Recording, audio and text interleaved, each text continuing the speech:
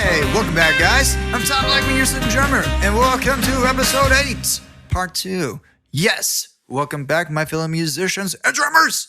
Yes, so we were talking about on this podcast sight reading.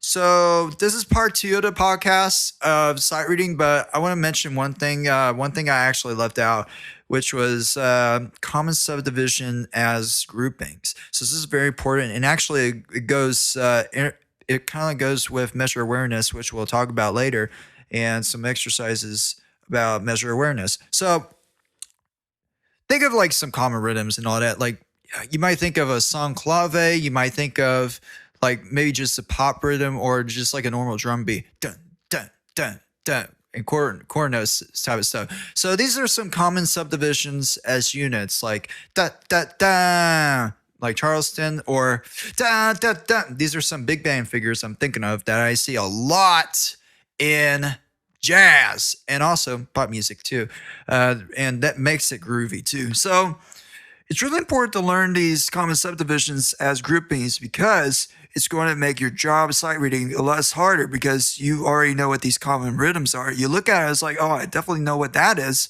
I've seen that rhythm before, especially that grouping rhythm. So it's really important to look at these groupings. So some common groupings would be like focusing on the half of the bar, like first 2 beats, depending on what the time signature is.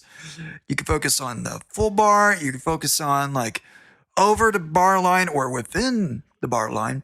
And some common triplet and 16th note groupings. So it's really important to know these groupings and the subdivisions because it's going to make your job so much easier and all that jazz. So let's actually get to part 2 of this episode.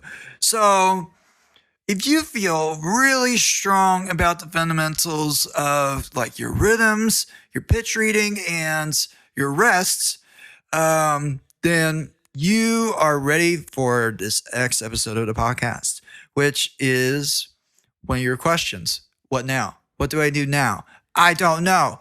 And all that. Well, I'll tell you. Oh, calm down. Okay, calm down. All right. Take a chill bell.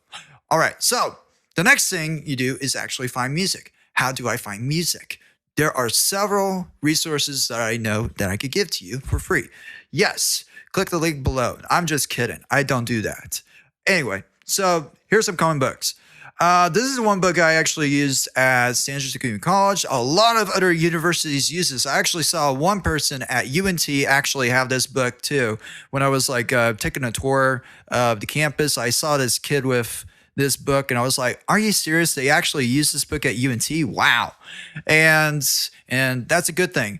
I was like, man, my community college is just doing good for me. So this book is actually called Music for Sight Singing. Singing, not reading, but singing. And it's really important. I'll tell you why in a minute. The authors of this book is Nancy Rogers and Robert W. Oatman. So this book is really good for sight reading. Now, I took this course, which is sight reading and ear training. And so we pretty much had these exercises where we did ear training, where it was like, what's this rhythm? And you know the percussionist nailed that. And the melody part was a weak area, but except for the vocalist, they know the difference between a third and a minor third and all that. But anyway, that's just my experience with that class. But anyway, we used this book for sight reading, just sight reading and all that. But if you're a singer and all that, you could actually sight sing this. And I usually do that too. But also I actually sight read out of this book. This book is actually goes from very beginner to very advanced stuff. How advanced, you may ask? Well, let's just say atonality. What is atonality? Well, it's not tonal. It's not C major scale. It's actually the chromatic scale everywhere. That's right. Exactly. So this is a really great book to use for challenging your sight reading. Now, there's another book. If you are like, nah, I don't like that book. You can also do this book called 90 Days to Better Sight Reading. That's a really great book to use as well. I use that actually to learn a new instrument, and also the other book too. I actually use these sight reading books to learn a new instrument because I'm like, you know what? I want to learn a new instrument. I want to know how to read with a new instrument because I already know the concept about major scales, scale work, and everything that's fundamental. And so I actually use those books to learn a new instruments because I definitely know what a major scale and a minor scale and a harmonic minor scale and a Dorian scale sound like. And these are just some examples. So I actually use these books for learning a new instrument. So if you feel pretty confident afterwards with all your sight reading from these books, like if you're halfway done through the music for sight reading, then here is the next resource I want to mention to you. So the next resource is actually a website. It is imslp.org. And all it is just all these initials. I as in internet, M as in mom, S as in slap, L as in lady, and P as in Piancimo and all. So .org. So this is a really great website. What is this website, you may ask? Well, it's not today's sponsor, but it has a lot of great stuff. It has like what it is a public domain music website. And so how it works is actually there are a lot of works from all these famous composers, whether it's Arnold Schoenberg, whether it's Bach, Beethoven, all of these composers, even probably some modern composers. This place has a lot of great stuff, like it has recordings of the pieces. It actually has, like, on the website, it actually says 10 million pages. So there's a lot of information on here. So there's a lot of scores. There's about 500,000 plus scores on here, 157,000 works, and 18,000 composers. So this website has everything, and so no excuses. So what do you do on this website? So I'm going to give you a couple of examples of how to look up some stuff. So the biggest thing is actually looking up some pieces. That might be a little bit of a challenge because you might not have a history or a background of classical knowledge. And so that's okay. That's okay. But I'm going to give you some resources. So the first guy you should probably look up is Arnold Schoenberg. And so look this guy up, and you find him if he is a surrealism composer. He's one of the fathers of surrealism music, and he's an atonal composer. So he is very atonal, extremely atonal composer, and he's got a lot of great stuff, a lot of great works. So pick like any piece that is like violin. I can't remember if it's concerto or anything, but look up some of his violin pieces. Atonal. He does a lot. I could give it to you, like any piece you could pick from him is pretty much atonal. So you want to try to find a line that is like just like very melodic. There's no chords or anything. You just want to focus on the melodies and all that. This is really going to test. This is like the test of the test. How well is your sight reading? So it's all atonal, so there's no key center. All you're just guessing is how fast you can know these notes and rhythms as quickly as possible, because I definitely know there's no F sharp in a C major scale. And it's just super atonal. It's like there's so many cluster notes. There's so many atonal features on here, and there's no key center, and it's like dun dun dun dun dun dun dun dun dun dun dun, and all that. It's very creepy music. So this is really good, and there's no way to know if you're playing it right, and that could be the beauty of it, but it also could be a nightmare because you're like, I have no clue if this piece sounds right at all. That's what atonal music is. It doesn't sound right. It's supposed to sound very dissonant, very creepy. It's like the diminished chord on acid, and it's where it's like super creepy. Like you could get creepier than a fully diminished chord or like the scale and on it. It's like incorporating all the notes, and his music is super planned out. So these are just some resources I just want to let you know about finding the music. So this is a really great website you could venture off to. So you can find some pretty basic stuff and just focus on the melody line, because that's really going to help you out, is just focus on the melody line. So when you do find these find these resources and music, how do you start? So that's a very good question you ask as well. So you start super easy. You kind of figure out with a metronome, what is my reading tempo? What is my process rate? So you're trying to figure out what your process rate is. So start super easy. Look at the piece and you're like, okay, there is quarter notes. Oh, there's a 16th note. I better watch out for that. And so you just set the metronome very slowly, and then you're like, you know what? I'm very comfortable. I've been doing this for about 30 minutes nonstop, and I'm super comfortable with this. And so you just pick up the tempo, and then you just keep on sight reading, and you increase the difficulty over time, very, very over time, because what this is doing is actually helping your process rate. You're processing all the information, so you're just testing this knowledge. So always sight read through metronome and increase the BPM, and this is really important.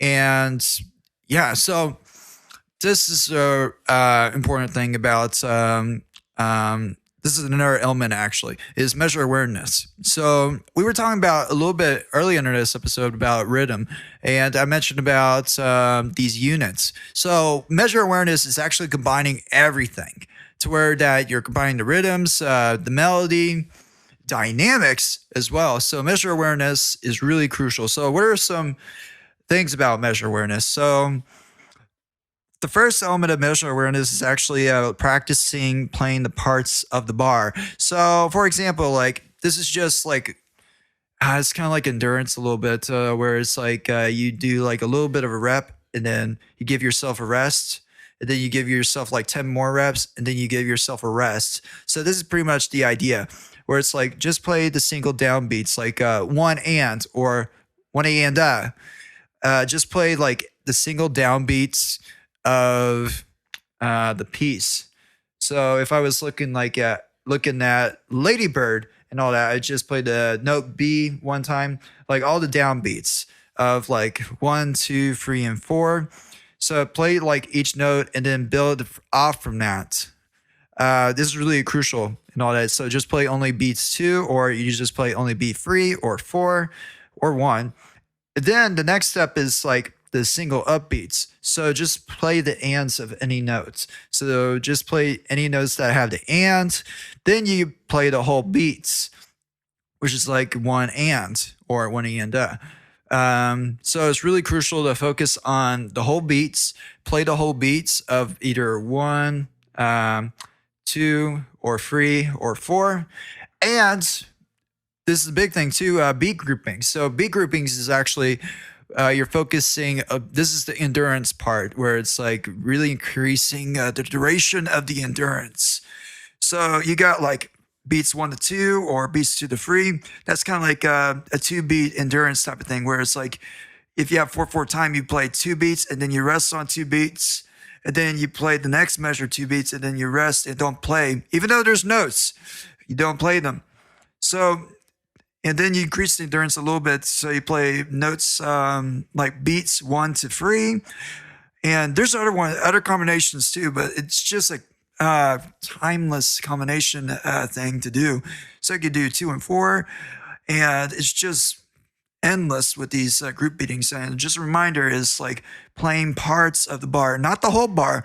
Next thing about measure awareness is actually foot tap for a reason. So when you're sight reading, and I see this when I was at Texas State, there's some trumpet people that actually tap their foot, and also I tap my foot too when I'm doing my drumming, especially in jazz. You do you're doing swing, you do the 2 and 4, like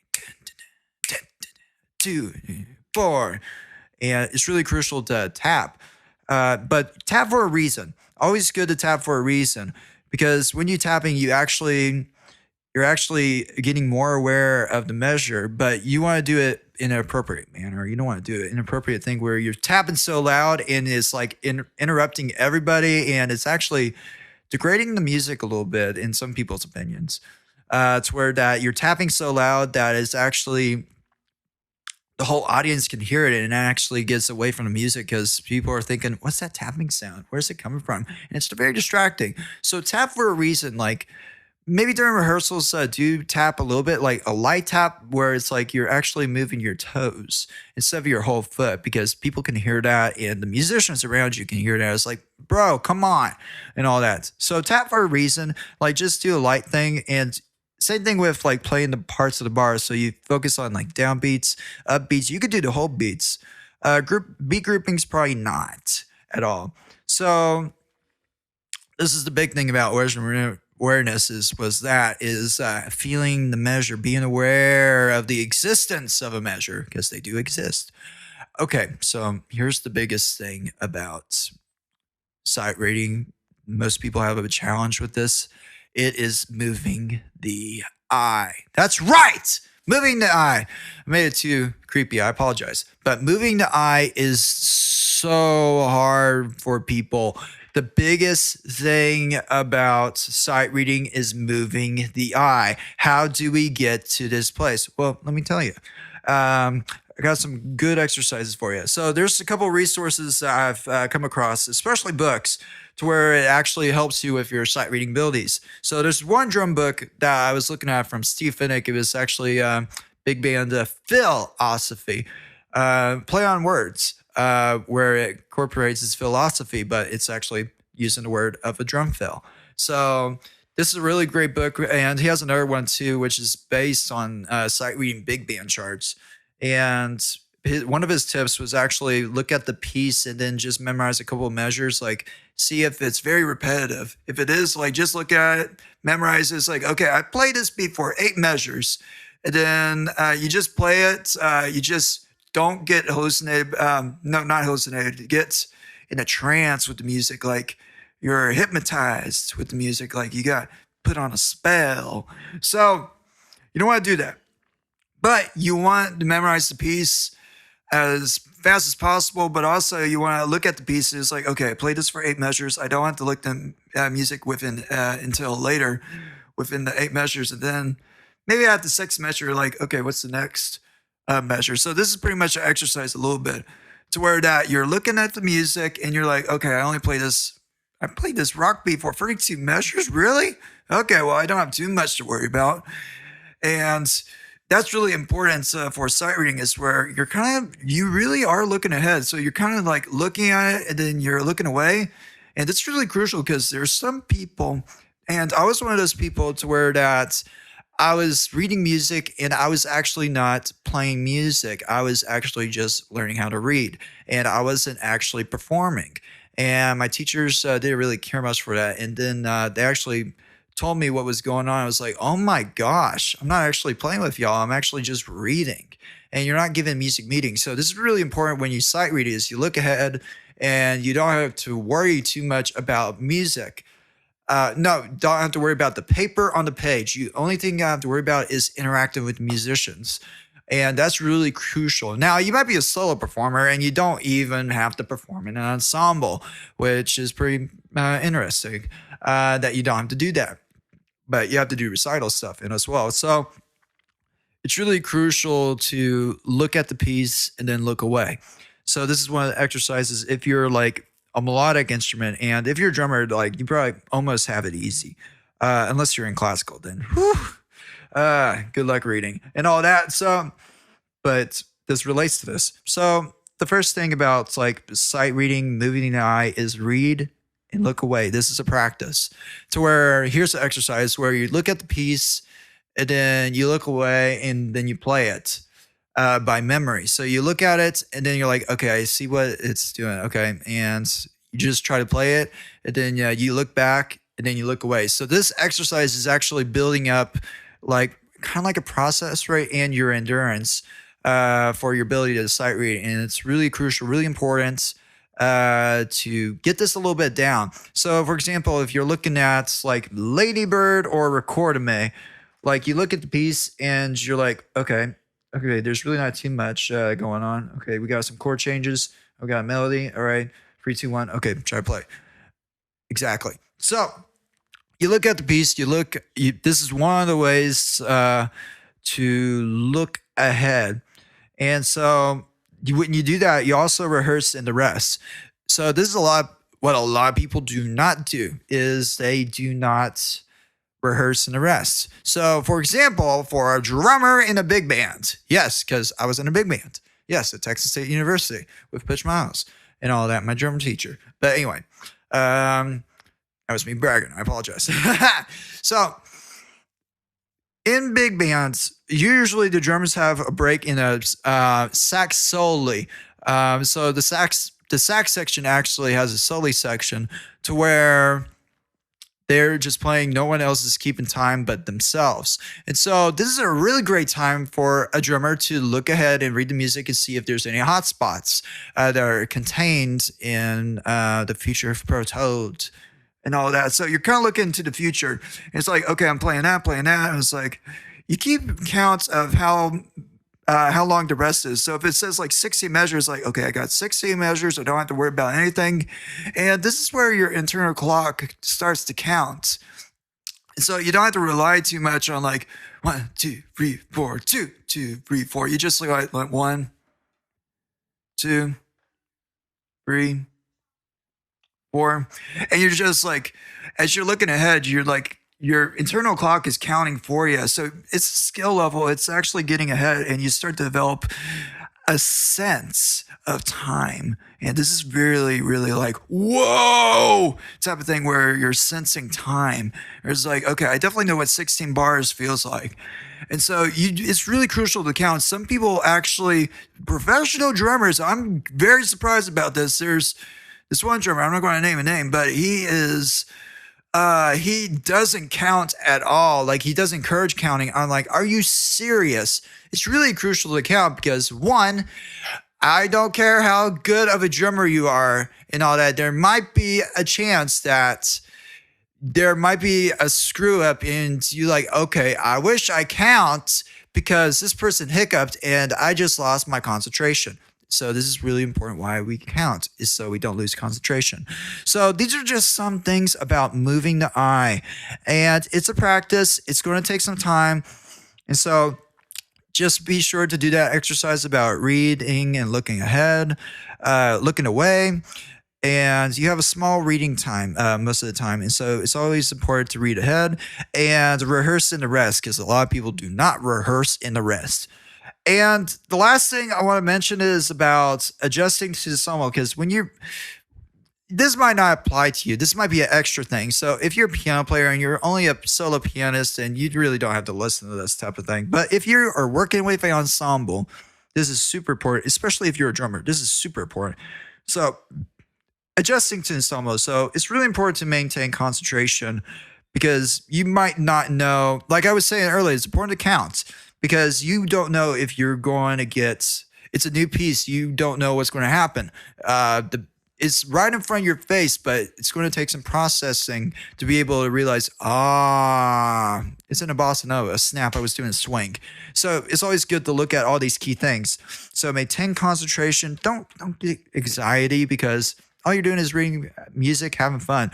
And so really work on the strength of your process rate, really the strength of your knowledge on sight reading, to the point where you avoid anxiety, because when you have anxiety, we can hear it. The audience can hear it. Even though they're not musicians, they can hear it. They can hear your nerves. So these are like just some of the important things about adjusting to the ensemble, is like maintain concentration and avoid the anxiety, because it's not really the best at all. So these were just some things that I want to mention to you. So sight reading is just such a big, grand topic. It's a colossal topic to talk about, and I crammed it all into podcast episodes. Now, if you listen to this at first and not part one, shame on you. Go to part one and listen to that, because it's good to have a foundation. Then listen to this again. So these are really crucial, because it's really based on the foundation and understanding like some common things that you accumulated. And it's like, oh, I've seen this and heard this before, so I now know how to play it. So really get your pitch reading, rhythm reading, rest reading, measure awareness, moving the eye, and then adjusting to the ensemble if you are in an ensemble. So it's really crucial to know all these elements, because all these elements are going to help you out tremendously.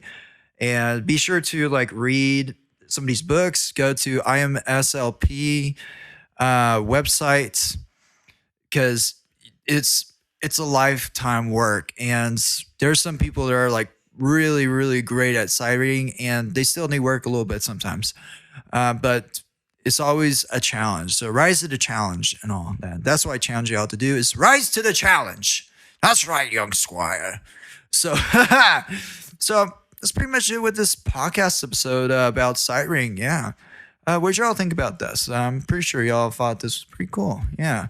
Yeah. Pretty neat stuff. So I always get with a mentor about these things and talk about it, because it's really important to talk to a mentor. Have a person with you. And I could be your mentor too. Like, you can email me. Like, if you have any more questions about these things, like shoot me an email. Be happy to respond to your messages and help you out in your musical journey, where it's like drums or just musicianship and all that type of jazz. So that's pretty much it with this episode, guys. Don't forget to leave a review. That actually helps me out a lot. Lets me know that there's I've been doing my job, which is educating you and giving you some good, awesome content. And if you give me a bad review, just email me. I'll see what's going on and all that. So, but anyway, I'm Todd Blackman, your central drummer, and I'll see you in the next one.